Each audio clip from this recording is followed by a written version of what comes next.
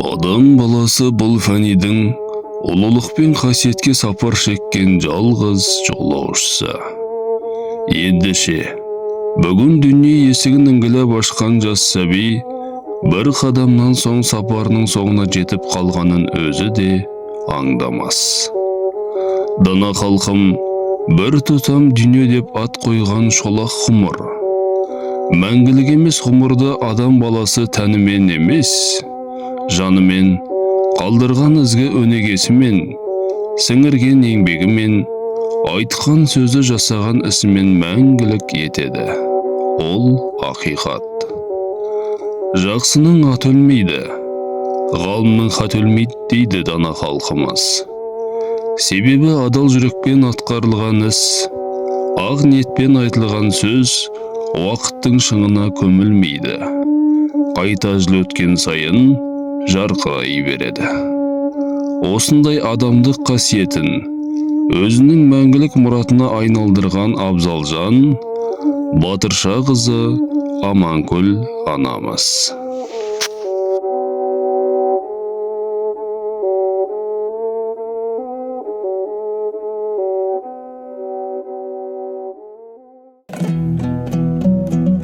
Бір 1944 жылдың қаңтар айының 1 жұлдызында Сыр бойының қасиетті топырағында Қызылорда облысы Сырдария ауданына қарасты Қызылөзек станциясында дүниеге келген анамыз Жақып табын руынан бір әулеттің шаңырағы.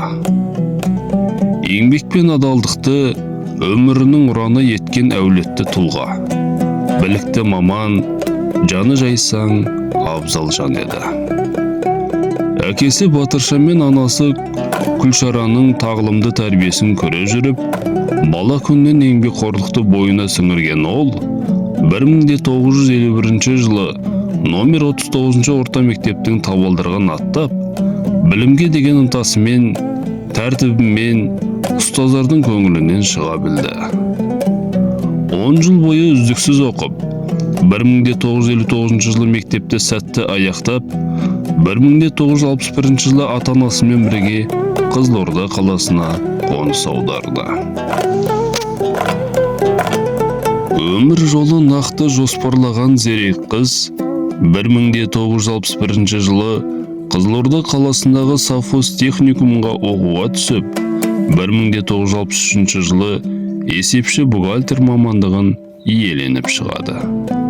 Осы бір мамандық оның бүкіл еңбек жолындағы сенімді серігіне айналды.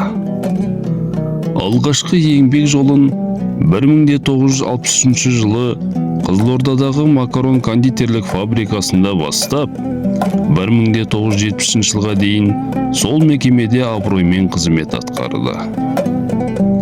Жауапкершілігі мол есепке ұқыпты.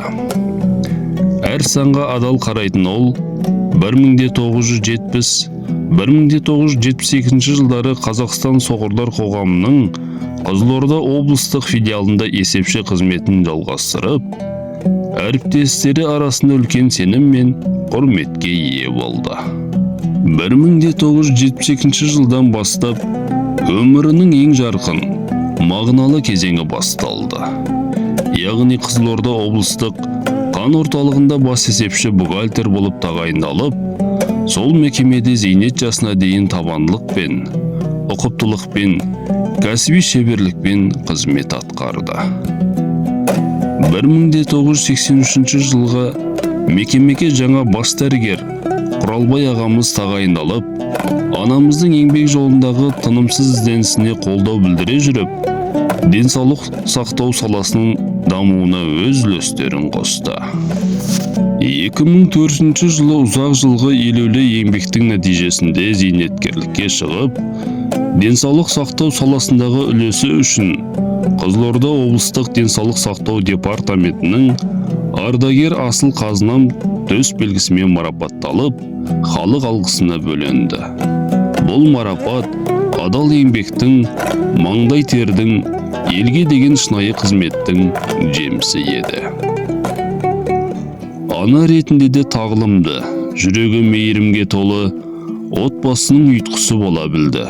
3 жыл бір қыз тәрбиелеп өсірген алтын құрсақты ана бүгінде сол ұл қыздан тараған 12 немере мен 22 шөберенің ақылшысы, арқа сүйері, мәңгі шуағы болып еді.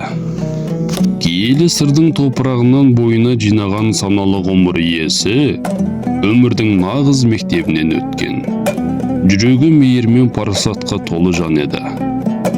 Дүниеге әкелген ұлдарымен бір көзінің қарашығы жалғыз қызын ештеңеден кем қылмай тәрбиелеп, оқытып, үлкен өмірге қанаттандырды.